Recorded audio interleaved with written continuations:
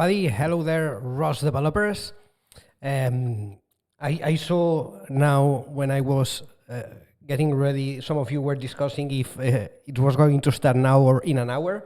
So yeah, it's starting now, as you can see, obviously. I hope everything is fine. I hope that the video is fine, audio is fine. You can hear me properly. Please let me know if not in the chat so that I can quickly fix it. But yeah, so today we are going to have an open class where we are going to talk a little bit about callbacks, the importance of callbacks in ROS2, and we are going to see some problems that may arise from working with these callback functions.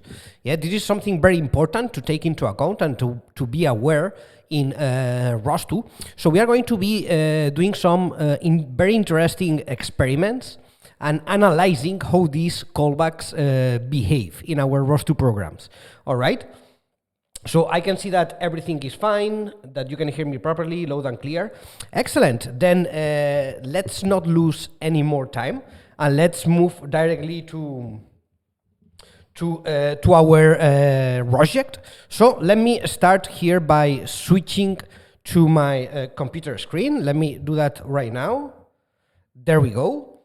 So, all right. So, yeah, let me come here and find the class page, which should appear somewhere up here. If not, I will go directly. There we go. All right. Go directly. There I have you. Great. Then, yeah, so as always, in case that you are new to these open classes, this is the first one that you are attending. I'm going to repeat it one more time. So before we get started, all of you have to get a copy of today's rosject. All right. A rosject is a self-contained project, ROS project, that all of you can get for free, so that you can reproduce everything that I'm going to be doing during today's class. All right, so this is not a sit, watch and listen class, but it's a practical class. All right, I want you to be involved, and I want you to be practicing with me at the same time. Yeah, this is why I am sharing the rosject with you. So I'm going to get it myself. In order to get this rosject, all you have to do is to click on the button that you have right above the chat, which says fork and open the class rosject. All right, so I'm going to click myself right now here, and this is going to generate a copy of this project in your accounts.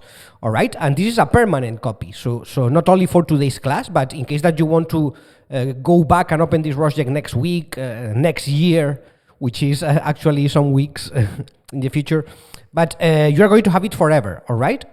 So so yeah, and then automatically also, as you can see, this is going to bring you to the main rosject page, which is the one that is being loaded here right now. Also, you are going to find here in the right side the streaming panel with the video feed, the chat and everything, in case that you want to make any questions, any feedback, any comments. So I'm going to remove this, or at least detach it, so that I can have some more space here.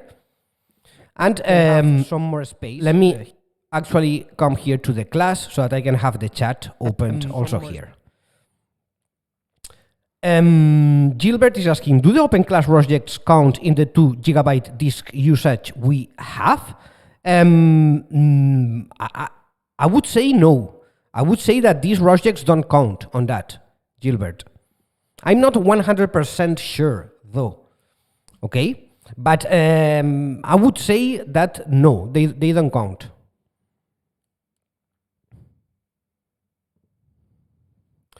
All right, so do all of you have the rosject? Have you been able to open it properly? Mine, as you can see, is still loading. It might take some seconds to fully load. I'm going to give it some more time here.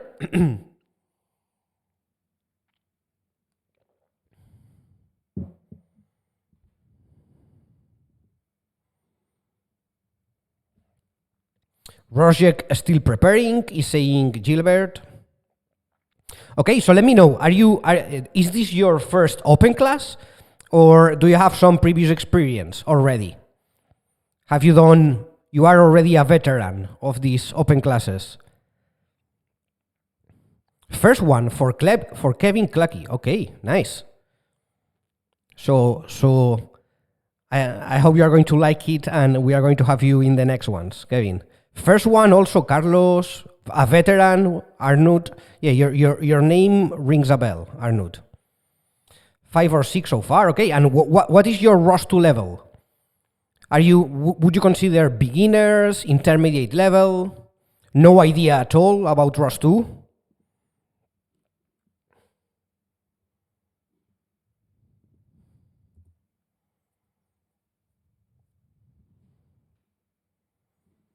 My project is still... I think this could be a bug, actually, in my account, so I might be switching to another one. Beginner first. Okay. So I think I'm having a problem here in my account, because earlier today I was having also a problem only in my account. I don't know why. So I'm going to do one thing, and I'm going to switch to another account. So let me do this right now. So I don't know, for instance, let me try this one.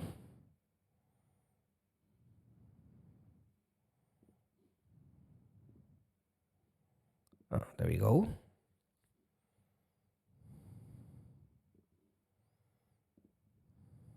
Let me get it here. I'm pretty sure here it's going to work. Let me get it here. I'm pretty sure here. Yeah, so okay. Yeah, let me update this here. There we go. Okay, so Gilbert says intermediate. I am trying to get my UR10 to work. Okay, nice. Do you want to have it working in ROS1 or ROS2, Gilbert? It should be pretty easy to have it more or less, at least the initial setup with the drivers and everything. There's pretty lot of documentation about how to have the drivers running and so on.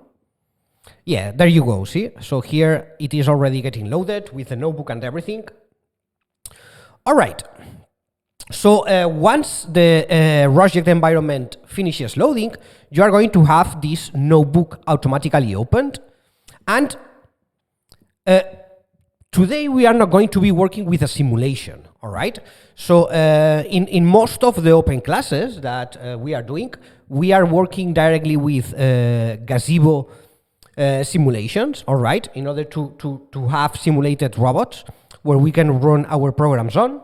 Today we are not going to be using a simulation, but we are going to be using another tool, which is, I'm going to show you in a moment, in order to monitor our ROS2 system, okay? So this tool is known as, well, it's actually a set of tools which is known as ROS2 tracing, okay? It's ROS2, I need to change this to Spanish, there we go. ROS2 tracing, okay? Here in the notebook, you are going to find also a link to this, okay? But meanwhile, mine is loading. I can open also the link here. Is this ROS2 tracing, all right? This is a set of tools that allow you to monitor and evaluate the efficiency of your ROS2 system. Okay, it's a very interesting tool, and we are going to work a little bit with it today, not too deep, but just to analyze the results. All right. Then, in order to properly get this running, here I have added at the beginning of the notebook a section which says install some dependencies. All right. So, in order to have these dependencies working, let's start by opening a shell, opening a terminal, all right? So this rosject environment is basically like a Linux computer in the cloud, okay? With already a ROS2 system setup and some other things. Yeah, but here what we are going to do is to install some additional dependencies into this system, okay? So for this, we are going to start by opening a new shell, a new terminal, by clicking on this first icon that you have down here, which says web shell. If you click here, this is going to open a Linux terminal, regular terminal, where you can type commands, all right? And then here we are going to execute these commands. So first we are going to do an apt update to get all the latest packages available here, update the repositories, and then we are going to install some of these packages like LTT-ng tools here. Basically, these are dependencies for ROS2 tracing. Okay, if you read a little bit on the documentation, you are going to find out all this. All right, so let's execute this command in order to install these dependencies. There we go. It should not take very long.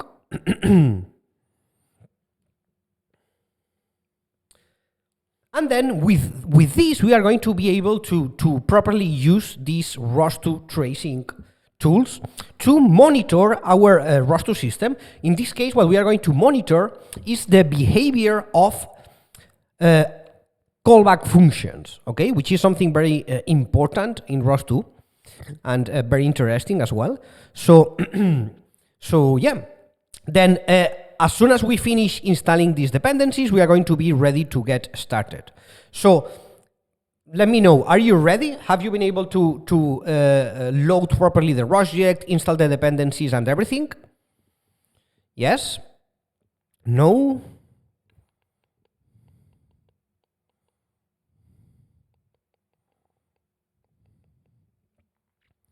It is working in ROS2, but I still have it not working from code. One other open class. Some dependencies give error, unable to locate package. Okay, have you executed first the apt update? If you don't do this update, it's not going to find these packages. Okay. But if you execute the apt update, this command should work okay. All right, as you can see here, mine is right now finishing to install everything. But important that you execute the update command before installing the dependencies. Okay.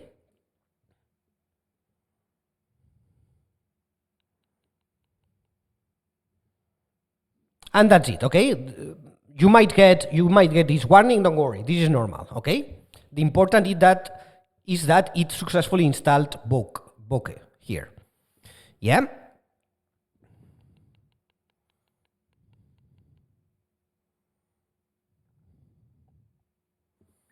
Okay. So you should get at the end something similar to what I have here. Yeah? Is this what you are getting?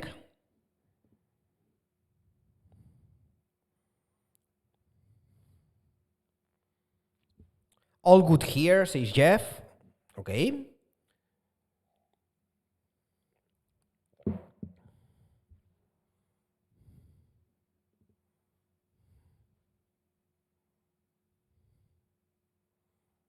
Also for Denis Pailaco.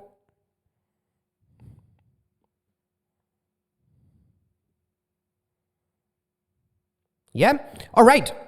Then let's on and get started.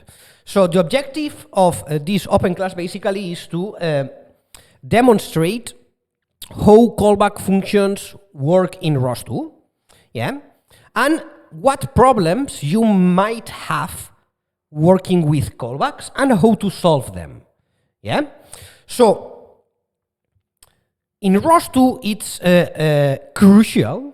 It's very, very important to know how to properly work with callbacks, because you are going to have to use callbacks for almost any ROS2 program that you create, okay? It's super important. What is a callback? Well, a callback basically it's a function, yeah? So we are going to start by creating a very, very simple program, which is this function.py. Okay, actually you're not going to create it because I have already created it for you. So what we are going to do now is to open here the code editor, okay, by clicking on the second button here in the bottom part of the rosject. You have all these different options. The first one is to open a shell, a terminal, and the second one is to open the code editor.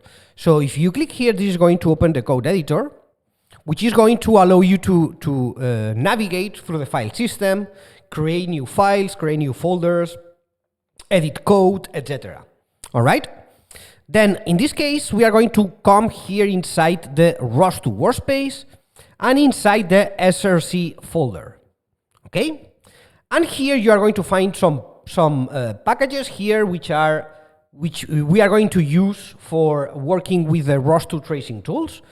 Okay? And here we have this package which is called Basics ROS2 Multithreading. Okay? This is the one that we are going to be working with. And inside here, you have this scripts folder with some Python scripts, yeah? The first one that you are going to find here is this function.py, which is the simplest program, the first one that we are going to start using here. Okay, this one that we have here. So this is a very, very simple ROS2 program, as you can see, where we are importing the Python, the ROS2 Python client library. And then here we are defining a function named robot_message, which only purpose is to print some information related to the robot. Yeah, here through the print. And then we have here a main function where we initiate our ROS2 node, and then we are doing several calls to this robot message function. Yeah, we do one call here, and we pass some text to print, another call here saying that the robot is ready, and another call here saying that the robot is shooting down. Okay, so let's build this program and execute it. Okay, so for this we are going to execute these commands that we have here in the notebook. Yeah, so first of all, I'm going to go line by line. First of all, I'm going to go to the ROS2 workspace. Then I'm going to execute the call_build command in order to build this ROS2 package. Okay, in order to go faster, what I suggest is that you directly copy the commands from the notebook and paste them to a terminal, yeah? You can, for instance, copy them like this and then paste them here. Okay, this way you are going to go much faster. Then we are going to source the workspace. And finally, we are going to execute the program. Okay, this function.py. Here we go.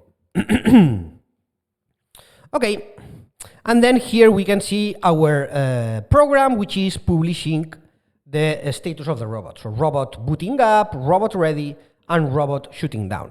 Yeah, this is basically what this program is doing. With this, we have a main function, and inside this main function, we are calling another function named robot message. Okay, this is a linear program. Okay, and this is the most basic structure for a ROS2 program. But it's not enough. Okay, so when working with robots and in robotics in general, you are never going to have a scenario as simple as this one. Okay, so here basically the program has only one task, which is to print the robot status, nothing else. Okay, but robotics is much more complex than this. So typically your ROS2 programs are going to have to perform many tasks at the same time, not only one. Okay, so we are going to increase a little bit the complexity of this program, just a little bit for now, by adding some other tasks for our robot. Okay, so we are going to update the program, this function.py program, with the following code. Okay, so here I'm going to copy all this code, and I'm going to paste it here. Okay, There we go. So here I'm going a little bit fast because this is all basic stuff, and I want to reach the core of the class as soon as possible, okay? So all this is basic Python programming and basic ROS2 so far.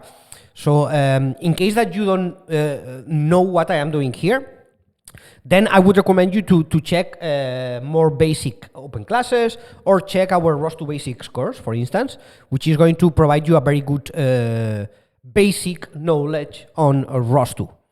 All right? Then what are we doing here? Well, here we already have different functions, okay? Here in the notebook, you are going to see a more detailed description of what this program is doing. Yeah. So basically, here we have two main functions: the robot message and the time counter. Okay. Then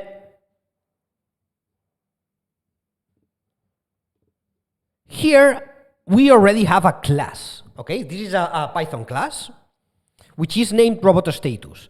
Then we have a constructor for our class. Here we have one method, which is the robot message. Here we have another method, which is the timer counter. And finally, we have another method, which is the main task. Okay? Then here what we are doing is to print the status of the robot by calling this robot message, but in between, we are also calling the timer counter. Okay? To calculate, to compute the time that has passed between one thing and another. Okay? So let's also build this second program here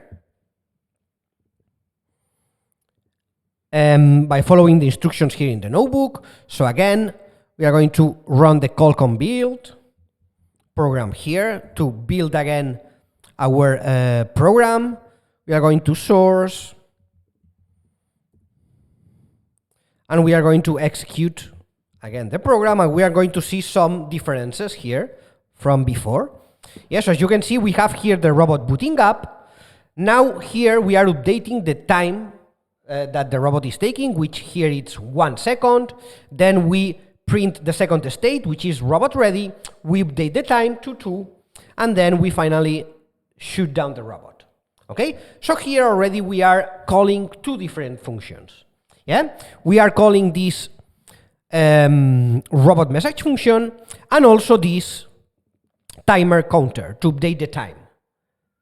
Okay, so we don't have only one function, but we have two. Actually, we have three. Yeah, but this main function, inside this main function, we are calling these other two functions. Okay. But basically, this is a similar example as the previous one, but adding a little bit more of complexity. Yeah. In any case, this is not yet how you are going to be usually working in ROS2. Okay. So why I am saying this? Because here you have to specify. Yeah. So here we have two main functions, which are robot message and timer counter. And then we need to create a main function here, yeah, which is this main task, where I am telling the program when to call one function or another. Okay? Then for simple programs, this can work, but for much more complex systems, this is not going to be enough. Okay? So for complex systems, what you are going to do is to use events. Okay? What is an event? Yeah? An event in ROS2 is when you automatically call a callback function depending on something, on some event. Okay? For instance, an event can be an incoming sensor message. So every time a new sensor message arrives to your robot, a callback function is going to be triggered. Yeah? It can be a timer event, so you can specify that every second a callback function is going to be automatically executed, yeah, without you having to manually call it from your program. Yeah? And more examples. Yeah? So basically, in ROS2, we are going to call callback functions to these functions that are going to be automatically triggered based on some event happening. Yeah? Does this make sense? Yes? No? Do you get this idea of callback function in ROS2? More or less?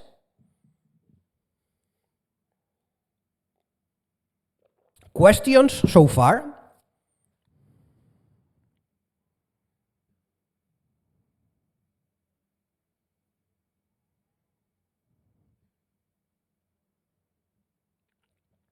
Are you following? Yes, no?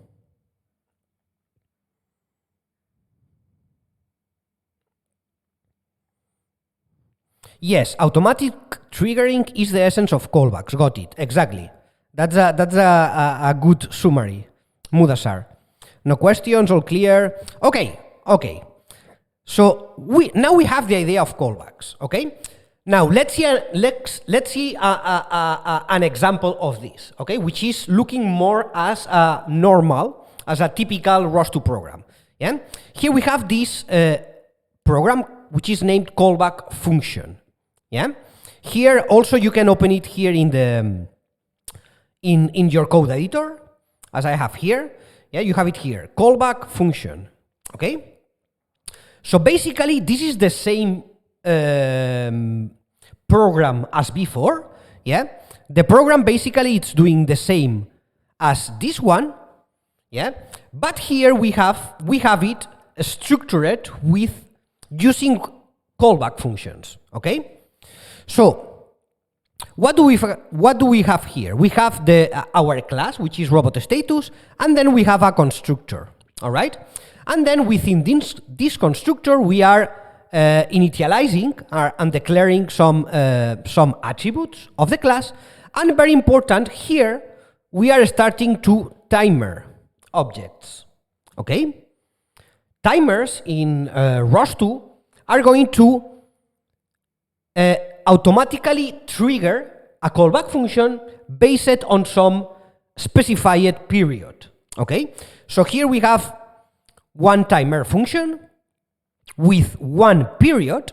In this case, the timer period, as you can see, it's 0.1. Yeah, and this first timer is going to trigger this callback function, timer counter, the one that we have here. Okay, so this timer is going to trigger this callback function, timer counter, every 0.1 seconds. Yeah? So this callback function is going to be executed 10 times per second. All right? Now, I have here a second timer object with a different period. In this case, the period is this main task period, which we can see here, it's 1 second, okay? And then this second timer also has another callback function associated, which in this case is main task. Here we have it, yeah? So this second timer is going to execute this main task callback function 1 time per second, yeah? So we have two timers with two different callback functions associated and two different periods. Yeah? Okay. And so this is much more looking as how you would create a ROS2 program. Okay? Now, let's build this and execute it. Okay. Here you have some explanations, more or less, of what I am saying. Yeah? Well, okay, I will come back to this later. So then here we also have a launch file, okay? This launch file is already created for you. You can also find it here inside the launch folder. Is this callback function.launch.py, okay? This within this launch file, we are basically starting the node here, okay? This callback function.py, as you can see. And up here we have this trace, this trace action, okay? basically, what this is going to do is that it's going to allow us to monitor the behavior of these callback functions, okay? This is why I am adding this here. You're going to understand this much better in a minute, okay? So for now, let's build and execute this program. So let's come here. Let's go again to the ROS2 workspace. Let's build our package. Source, as always.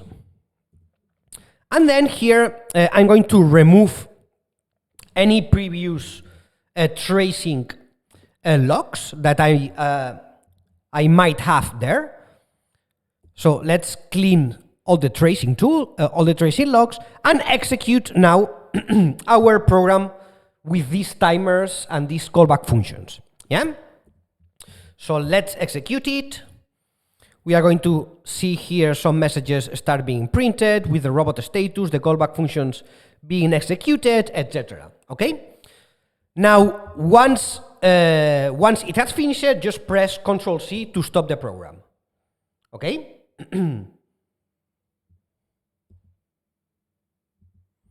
There we go. And now, yeah, now it's when we are going to analyze what is going on using these ROS2 tracing tools, okay? So now what we are going to do is to source again our workspace here after stopping the program, and then we are going to execute this command here, which is going to start the analyzer, yeah? So let's execute this second command here and just wait some seconds, okay? You are going to see some messages here. Don't worry. Wait some seconds here. The first time that you execute it, it might take some additional seconds, so don't worry. I'm going to just wait here,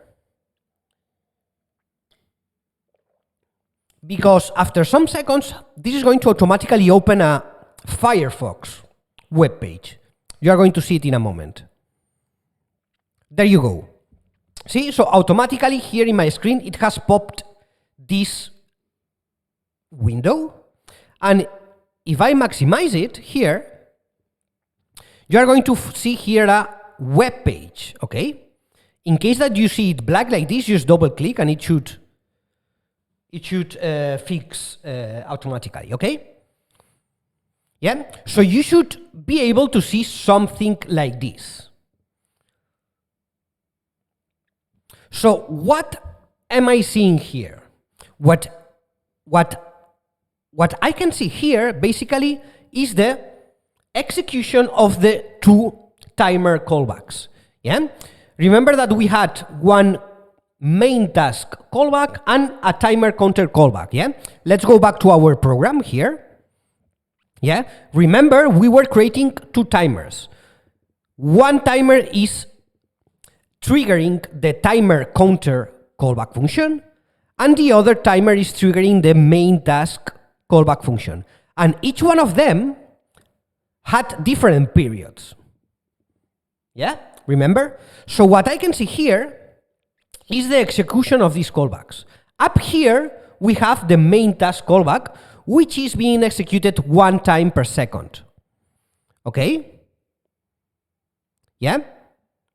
This callback function is being executed 1 time per second, and the timer counter is being executed 10 times per second. Yeah? So 1 time every 0.1 seconds. Yeah? You can scroll this to the right, do some zooming if you want. For instance, here you have a tool to zoom a little bit.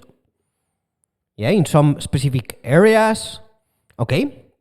Now, here there is something interesting, but first of all, I want to make sure that all of you have been able to reach this page. So have you been able to, are you currently visualizing this?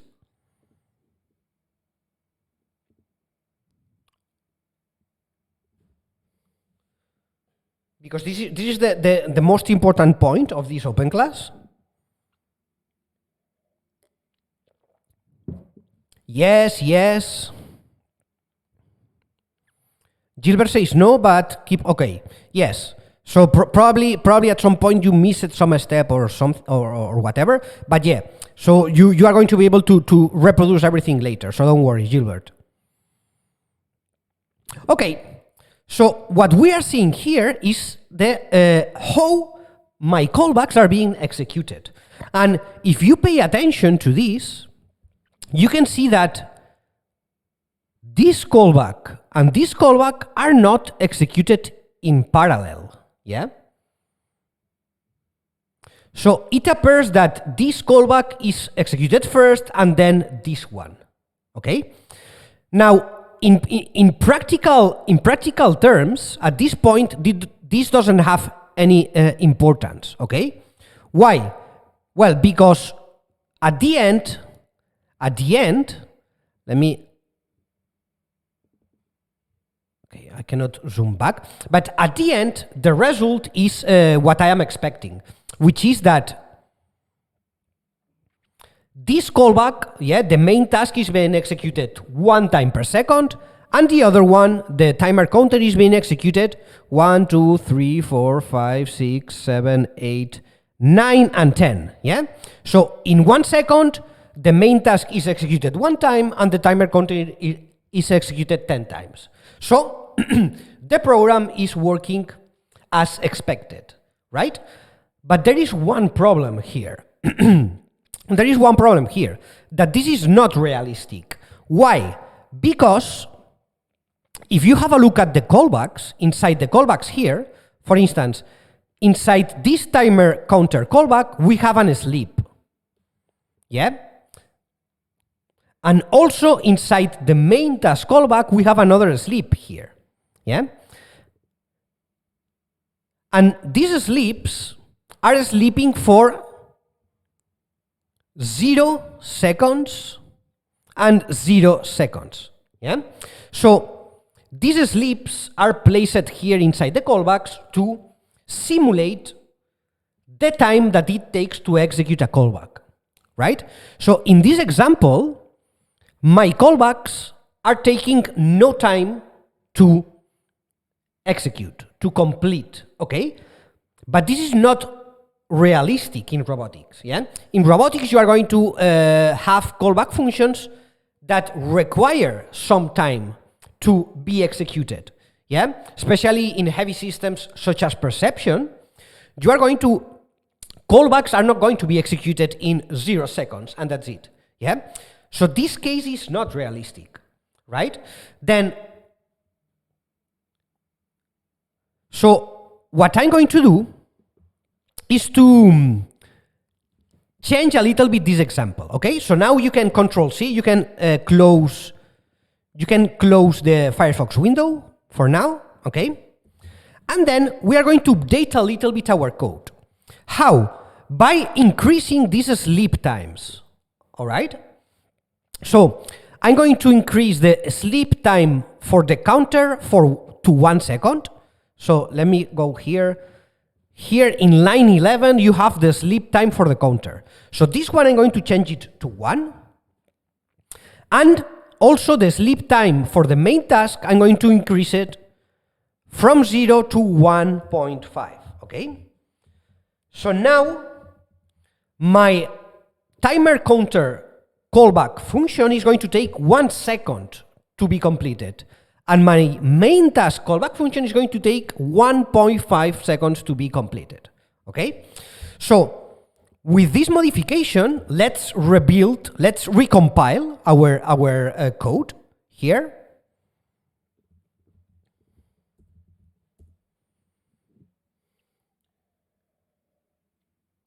Let's source again. Let me remove the previous tracing logs and execute again the program with the new updated callbacks. So we execute again the program. Yeah, you can see that now it takes a bit longer to execute everything, which is expected. And that's it, okay? Once you see the shutting down note message, you can Control C to stop the program, okay? So I'm going to stop it myself here. And now we are going to repeat the same, and we are going to visualize, to monitor the behavior of our callbacks using the ROS2 tracing tools. So we execute again the command here, and after a few seconds, we are going to see here in the graphical tools again this tracing information. Okay, so what can we see now here? We can see the callbacks being executed and taking actually much more time. Yeah, so the timer counter is taking 1 second to be executed, and the main task is taking 1.5 seconds to be executed. All right, but furthermore, we can see something very interesting, which is that callbacks are never executed in parallel, right? So whenever I am executing this callback function, this one is not being executed. And the same goes on the other side. Whenever I am executing this callback function, this one is not being executed. Okay? So, do you think this behavior is correct? Or do you think it might cause some problems in certain robotic systems? What do you think about this?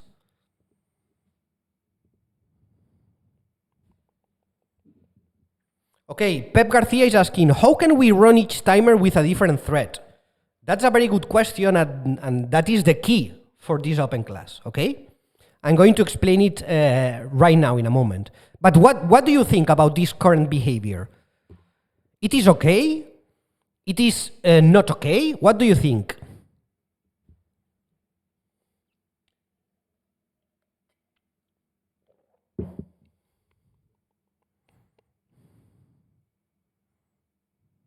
This behavior is terrible, says Pep Garcia.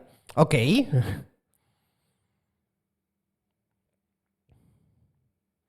I wouldn't say so much as terrible. I would say it's dangerous, okay? So for some, for basic systems, this can be enough, yeah?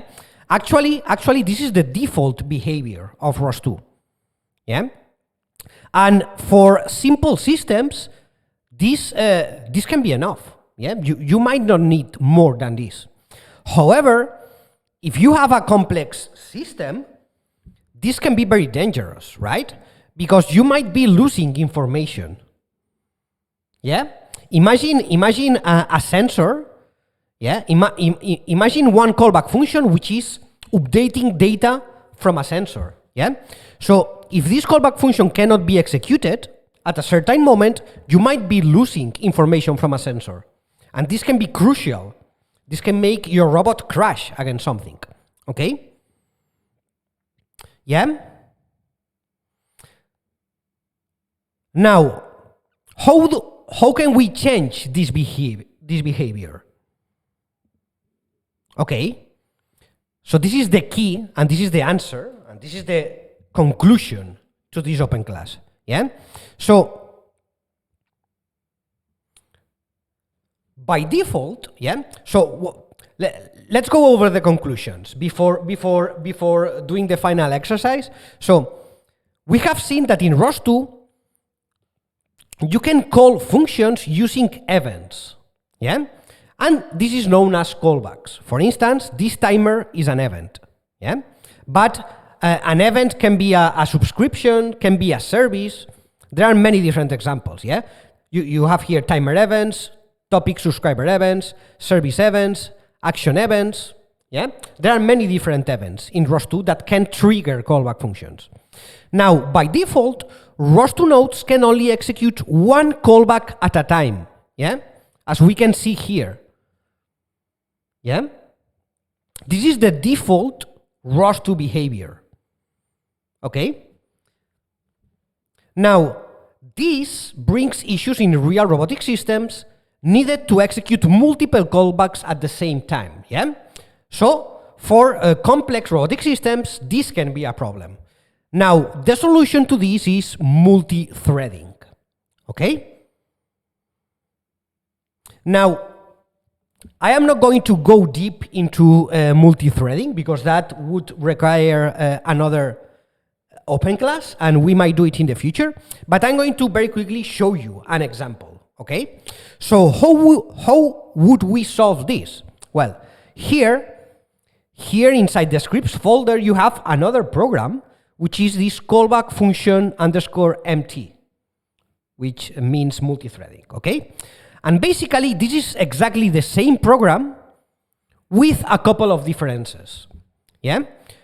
Everything is the same, but if you check the main function down here, you are going to see that in this empty Python script, at the main function, we are actually initializing a multi-threaded executor. And in this case, we are specifying to use 2 threads. Yeah, here with the num threads. All right? And then we add our node to this executor, to this multi-threaded executor. Okay? This is the first difference from the other program, yeah? That instead of directly starting the ROS2 node, we are starting a multi-threaded executor, and we are adding our node to this executor. Difference number 2. And there is a second difference, because it's not enough only with this, yeah? Because there is another very important concept in ROS2, which is callback groups, yeah?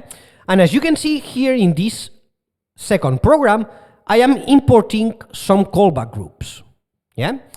Basically, you have 2 different callback groups, the reentrant and the mutually exclusive, okay? And in this case, I am using 2 different mutually exclusive callback groups, okay? I'm going very quick here because I'm not going to go deep into this, okay? I just want to show this example so that you can see the difference, but I'm not going to go deep into all this. Maybe that's for another class, okay?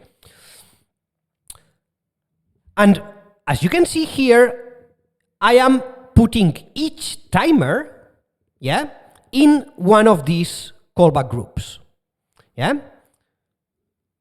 So I am putting the first timer in one callback group and the second timer in another callback group, okay? So what is going to happen now? Let's see. This is what I want to show you. So let's recompile everything again here. Let's repeat the process. Let's compile everything again. Control-C. Let's clean the tracing logs and execute again. Well, actually, no. Sorry, we need to do something because I need to change the Python script to be started here in the launch file, right? So instead of starting the callback function, now I'm going to start the callback function _mt. Yeah? Now yes, now I have to recompile. Source, clean the logs, and start the program again. There we go, with the command.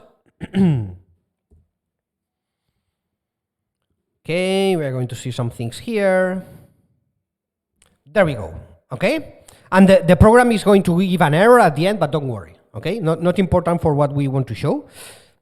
And then now let's visualize again the tracing of the callbacks.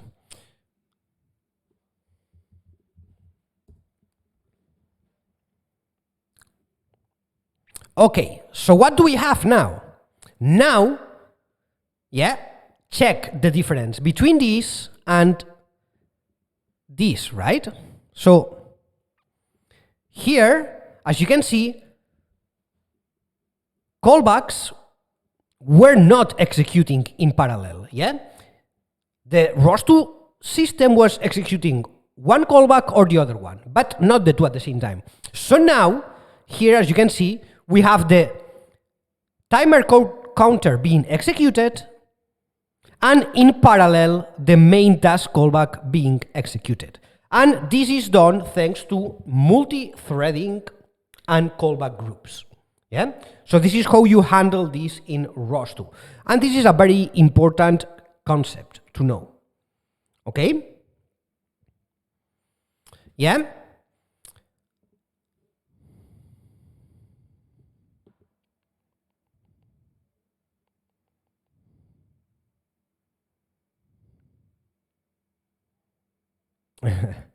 Carlos is asking, that was the main reason for me to attend this class, to know more about the difference about the callback groups and how to use them. Can you suggest where I can read more about this? Good question.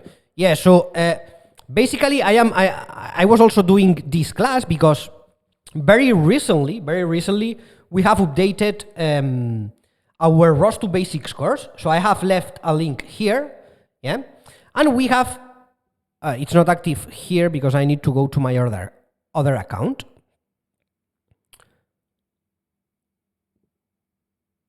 So let me, maybe I can switch here.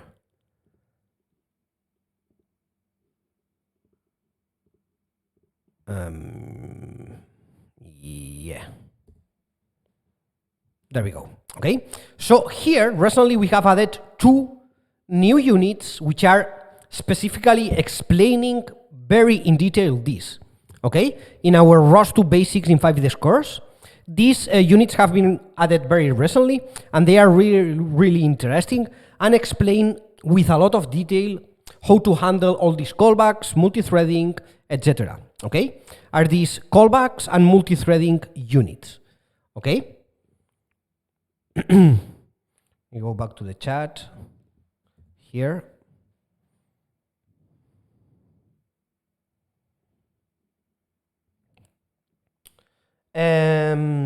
Maybe it's not part of the scope of this class, but why do we need to use a callback group? Why wouldn't a regular callback function work? Well, I mean, you can use the regular callback function, but the callback groups provide you control over how you want your callbacks to be executed. Okay? So it's not that it's not going to work with regular callbacks. So actually, by default, regular callbacks are indeed mutually exclusive callback group. Okay, are part of a mutually exclusive callback group. Okay.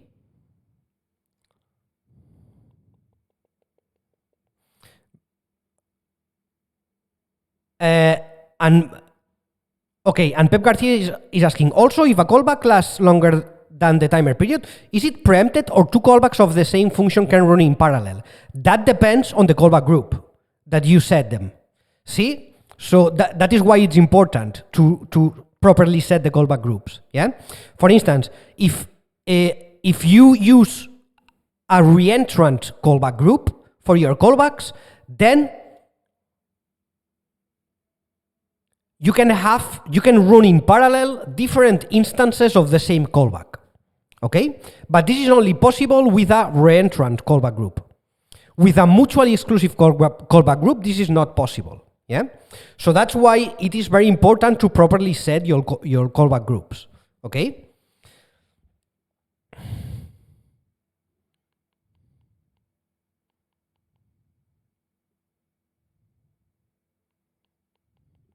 Arnold, how does this apply to the RT2 framework?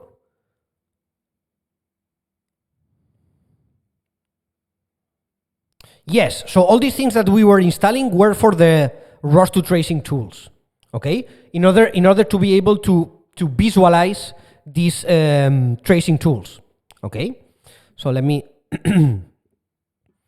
yeah, so all these things that we were installing and so on was basically to be able to show in a graphical manner, which I think is very interesting, how is the behavior of the callbacks, okay?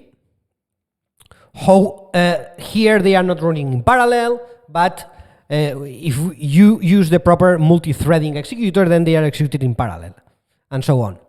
Okay? Yes. So yeah, I'm going to end the class here. I hope that you liked the class. You can keep practicing on your own with different setups, different examples. and visualizing the results using the ROS2 tracing tools, so that you can, for instance, try changing the callback group and see what happens. That's a very interesting exercise, yeah? So you have there all the code, and you can try. You can, for instance, try changing the number of threads for the multi-thread executor, changing the callback groups for the callbacks, and see how this affects the results. Very interesting experiments that I encourage you to do. All right, and yeah, so I'm going to already leave it here.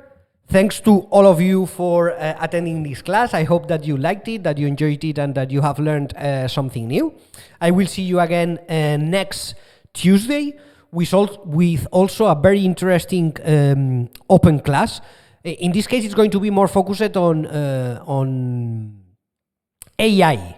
Okay, so it's going to be very interesting. I hope to see all of you there. And yeah, as always, until then, stay safe and keep pushing your ROS2 learning. Bye bye.